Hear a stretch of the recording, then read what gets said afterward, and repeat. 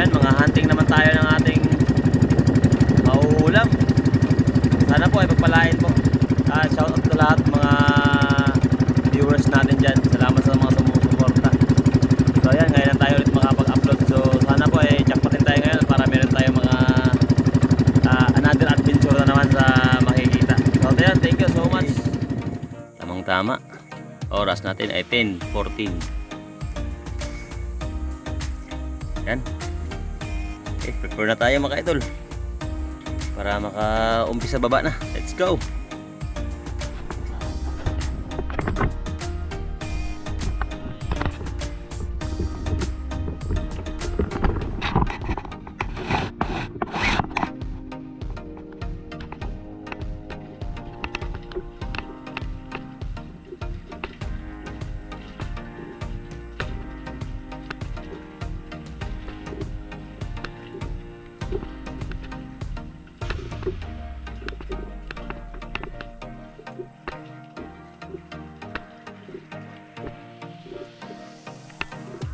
Yan, habang nagbihis tayo, prepare ng ating diving suit at shout out din pala kay Goods pa.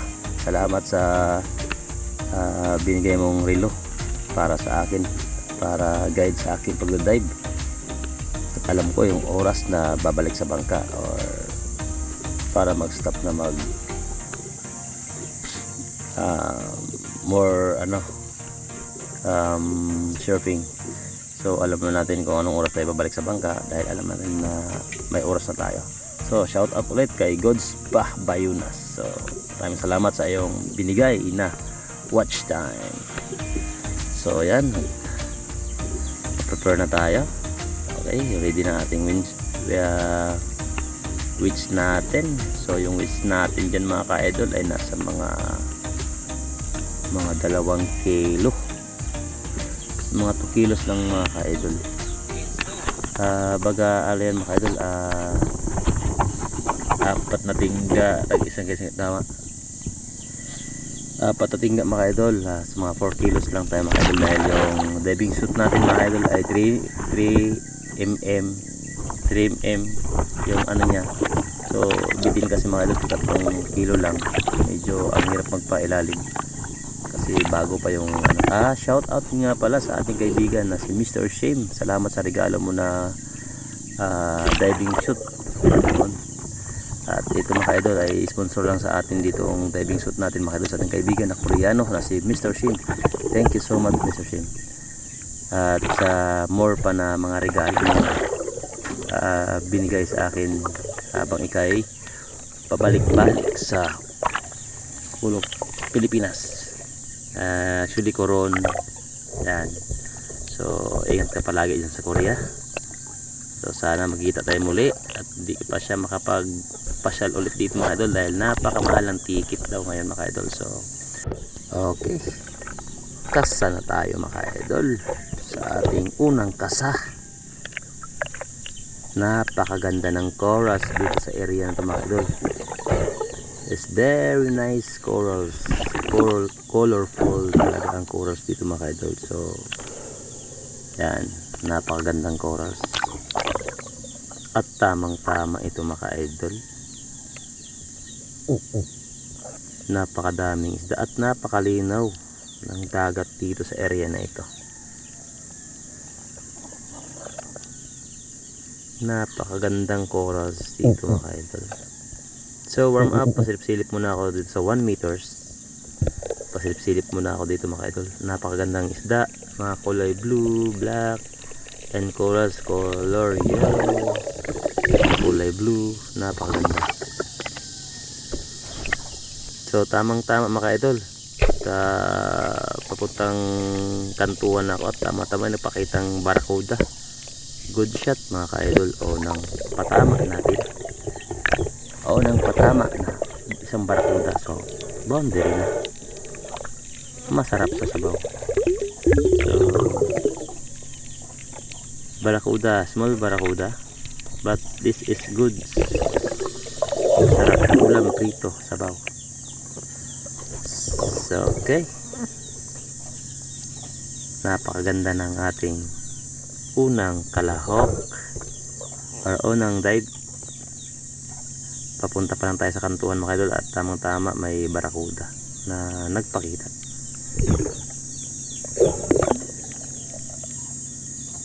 So yan, shout out sa ating kaibigan na mga ka-espiro dyan. Ingat kayo palagi sa inyong pagdadive. Careful always mga idol. And ito na mga idol, and second dive natin warm up mga idol. Nasa 7 o 8 meters lang tayo for warm up lang. Yan. So dito sa makantuhan, so napakalalim naman dito sa kanto na ito mga idol. And bottom nito mga idol ay nasa mga 20 meters or 22 meters kung pinakasagad mo ito mga idol. So silip-silip lang mga idol, warm up. And 7 meters and 8 meters. So napakamaraming talagang bukid yung kung tawagin dito sa amin ay Bilason. So ako muna tayo for warm up. So ganun lang talaga mga idol. And then the second dive mga idol. And the second dive, so more deep, nasa mga 8 or 9 meters. And tamang-tama mga idol, may nagpakita na itim na isda, 2 piraso. So tinira ko na yun. Good shot mga idol. Okay, shout out sa ating mga ka-espero dyan. So daginot lang mga idol, boundary pang ulam muna, wala pa tayong pang allowance, pang bawi ng gasolina. So yun lang, magandang warm up natin mga idol dahil nakadalawa kaagad tayo ng ating pang ulam. So yan, ito mga idol ay ito tawag sa amin ito isda ito mga idol ay lap. Ito ay kamag-anak ng samaral. So ingat lang tayo dito mga idol kasi hindi po siya masakit makatinik mga idol. Ay talagang maabot sa kilikili pag natinik tayo nitong isda na ito. Napakasakit din.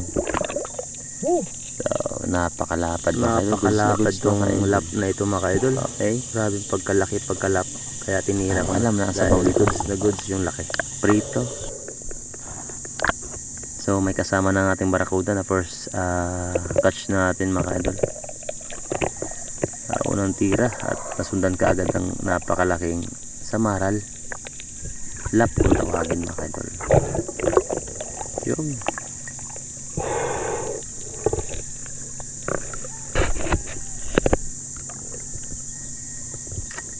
And the third dive mga idol, ito at nag-warm up na rin ako papalalim.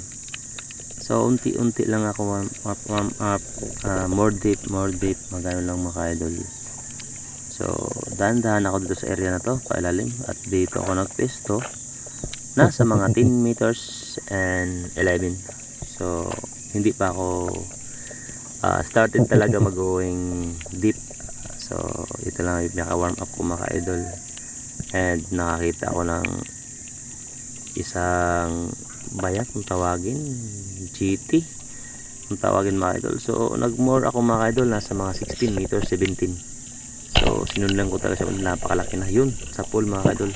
At ngunit may di magandang nangyari. So natanggal yung ating huli. So sa pakahinayang naman mga idol, sayang. So okay lang, ganun talaga mga idol ay hindi natin hawak yung isda sa ilalim. So kung para sa atin, kung hindi ay hindi talaga sa atin. So huwag natin pilitin na hulin pa o kuhain pa dahil masama sa atin ating pag-dive yun. So very dangerous. So if di makuha, so okay lang, ay yun talaga mga idol ay hindi para sa iyo. Ganun talaga mga idol. And ito nangyari sa ating udyong, medyo bumaloktot din siya talaga konti. So in another naman mga idol, more dive pa rin mga idol. So may nakita tayo sa unahan na lapu-lapo. So just relax muna mga idol and then dive again. At saka pwesto tayo dito sa area na to. At yun, humarap pa nga mga idol. Kaya dahan-dahan din akong palalim ng palalim. At yun, mayroon sanang good size na mga good size. So humarap mga ka-idol, kaya lang tansya ko mga ka-idol ay hindi kayang abutin ng aking lakas ng aking pana. Medyo may kalayuan mga ka-idol dahil may pagkaluma na aking rubber. So ayaw niyang lumapit, naghaharapan kami, titigan kami eyes to eyes. So ayaw niya talaga lumapit, ako na lang lumapit, ngunit siya naman ang lumayo. So ganun lang talaga mga ka-idol, ay hindi para sa atin. So wag pilitin. Another go up.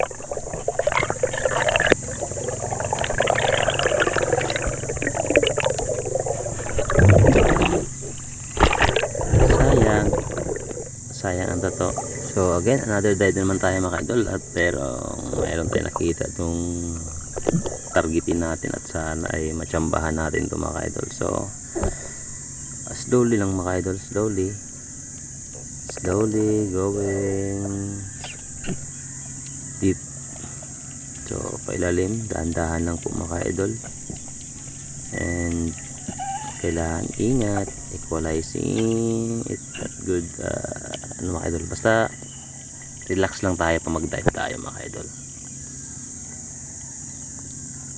So after 18 meters, so patanaw-tanaw tayo sa mga kapaligiran mga idol, at baka meron. At yun, tamang-tama sa unahan mga idol ay meron nga. So sinubukan ko pa rin gumapang mga idol.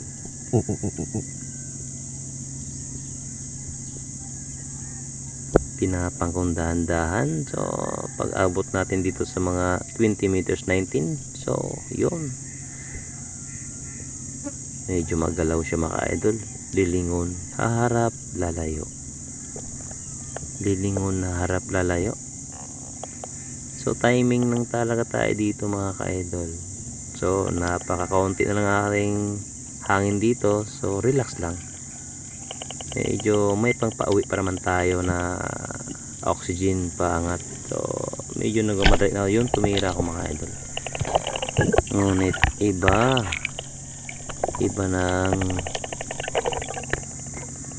na yung tira na yun mga idol. Talagang nagmamadali na, patsambahan na yun talaga mga idol, dahil medyo hindi naman sa kapos. Gusto ko nang umahon talaga, kaya tinira ko na lang siya mga idol.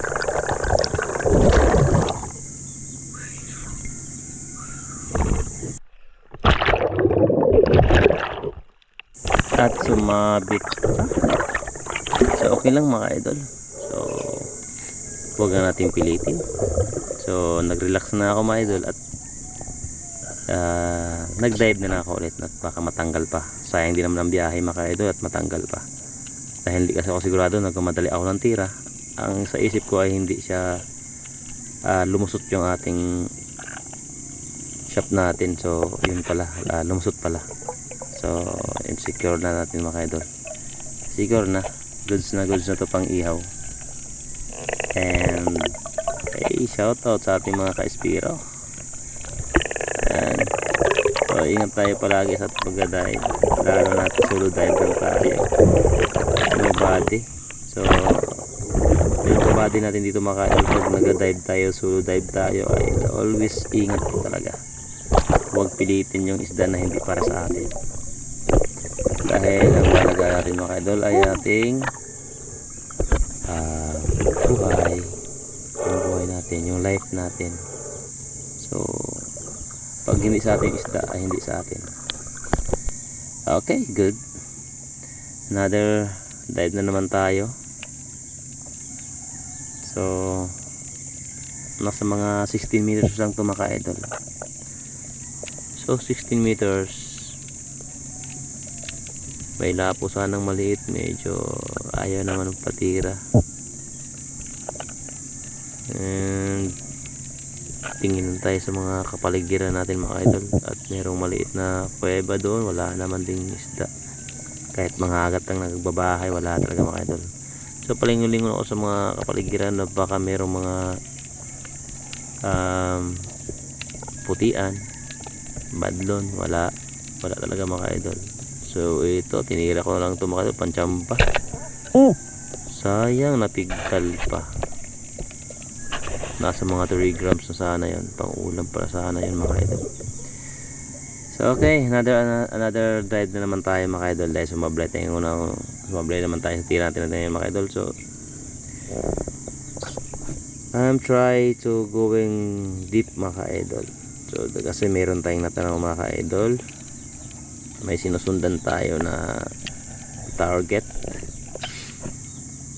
And tinry ko talaga mga idol na dumapa dito sa may kantuan na nakakatakot na kasi mga idol na parang nasa bundok ka na bumaba ka at makikita mo, matatanaw mo sa likod mo, sa taas mo na parang bundok na tatabunan ka. So nag-stay ako dito mga idol na baka meron din tayong ma-target. So palingon-lingon tayo mga idol. So nasa mga 18 meters lang ako mga idol. Sa mga 18 meters lang ako mga idol. Control lang ako dahil medyo relax muna mga idol. And pag ginanahan mga idol, gumapang na naman ako dito sa mga mga idol. May nakita naman akong kunting samaral, kaya lang hindi ko tinira mga idol. So may lapo sana doon, napakalaki mga idol, kaya lang ayaw lumapit. At itry ko na lapitan mga idol, dahil ayaw nga lumapit. Akong lumapit, tumalikod na naman siya. So ayaw ko nang pilitin sarili ko. Nakatakot kasi mga idol at nga body. Tingnan mo naman mga idol ang taas ng pang nito sa ilalim ng karagatan. So nabot pa rin natin yung 19 meters. Kung sinunod pa rin mga idol, nasa mga 20 na tayo. So huwag natin pilitin. Life is ang tama mga idol. At pag tingnan din sa may mabawan mga idol ay sa butas, mayroon na natira na kaya lang sayang mga idol, nasa mga 2 kilo sana na lipti mga idol. Sayang, mataba pa naman pang iyaw sana yun mga idol, sweet lips. Sayang, pero okay lang. May kalakihan talaga mga idol. Bumaluktot pa yung udyong natin. Sayang, bumaluktot na hindi pa nakuha. Ang daming isda na tinamaan na hindi para sa atin talaga mga idol. Okay, bawi na naman tayo ulit. Dito sa akin pag dive dito mga idol ay hindi ko na po na-videoan at hindi ko na play yung video natin na galing sa taas papuntang sa ilalim. So dito na po ako nag-play ng ating camera sa ilalim mga idol. At okay, relax na ako dito sa ilalim mga idol. At palingon-lingon na lang po ako dito kung meron po tayong ma-target. And tamang tama naman po ay paglingon ko sa aking kalikuran.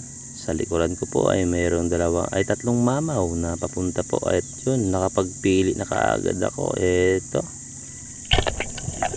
good shot mga ka-idol. So yan na, libre na ating pangbawi ng gasolina, allowance na mga idol. May pangbawi ng gasolina at may pang ulam pa. And ito yung mga nasabi natin mga idol, pag para sa atin ay para sa atin. Napakalaki at maglalabanan pa kayo mga idol dahil napakalaki ito mga idol. Nasa mga 3 kilo sobra. Grabe yung labanan namin ito mga idol. Muntik pa masabit kanina.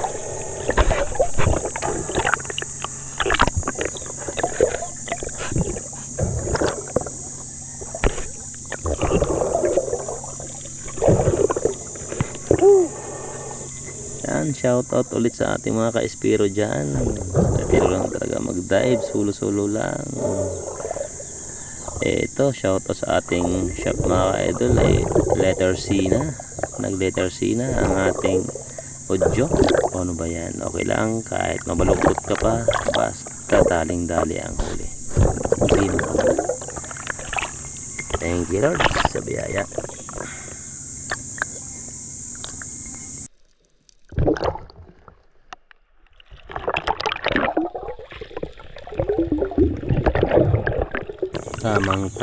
Tamang-tama talaga ang boundary na talaga sa panggasolina mga idol.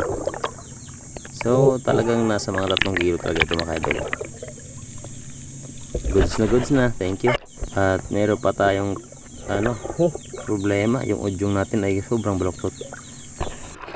At nung binalikan ko yung area mga idol, at yun, nagpwesto na rin nga din ako ulit sa area nito mga idol. Pero mga dalagang bukid lang nakikita ko mga idol. So ang ginagawa ko ito mga idol ay palingon-lingon pa rin ako sa likuran ko, baka meron naman magdating. So dito na rin na pala ako nag-play sa ilalim ng camera natin mga idol. Tipid na ating karga ng battery. So at di ko na talaga namalayan na habang papalayo ng papalayo ang mga dalagang bukid mga idol ay sa unahan pala mga idol may natanaw tayong GT na naman ulit mga idol, pero may kalayuan talaga siya mga idol. So ayaw niyo lumapit mga idol, kaya medyo nagplano ako na umabante ako mga idol. At may napansin man ako at kayo mga idol sa giliran ko ay yung may GT na nahihilo sa gilid. Yun yung unang tira natin na nakabitaw. So mayroong sariwang sariwa pa na wala pang tama. Ito yung tinira ko mga idol, yun sa pool. At naisip ko kasi yung mga idol yung madali lang kuhain yun dahil may tama na siya. Pero nakakalangoy pa yun mga idol. Ang mahalaga ay na-insecure natin yung good shot yung ating target. At nasabit pa nga mga idol. Ayan, may naantay-antay ko para matanggal. Ayan, hinila-hila ko mga idol para kumilos yung isda at magpuwersa ng langoy sa ilalim. Magpuwersa siya. So may imposibilidad na matanggal siya mga idol. At di nga nagtagal, yun, talagang natanggal na talaga siya mga idol.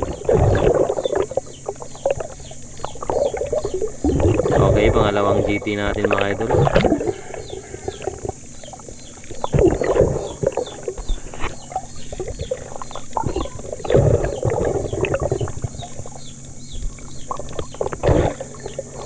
Okay, goods na mga lawang GT. Nasa mga 2 kilo ito mga idol.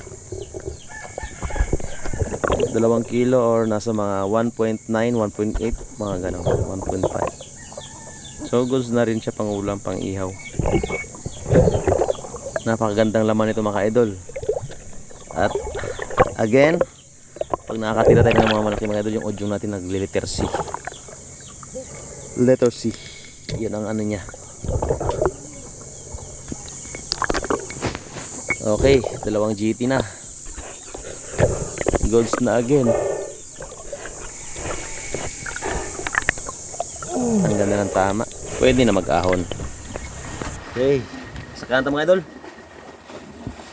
Sayang ako sa kabayang. Tulo unta, tulo.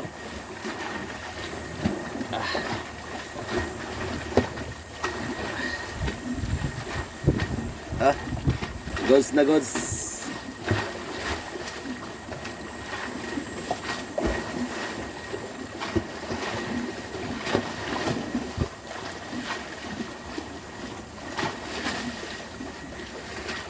Thank you Lord sa biyaya. Okay, ayos na to kay alauna na. So hanggang dito na mga idol. Thank you for watching. Thank you for support. Thank you so much.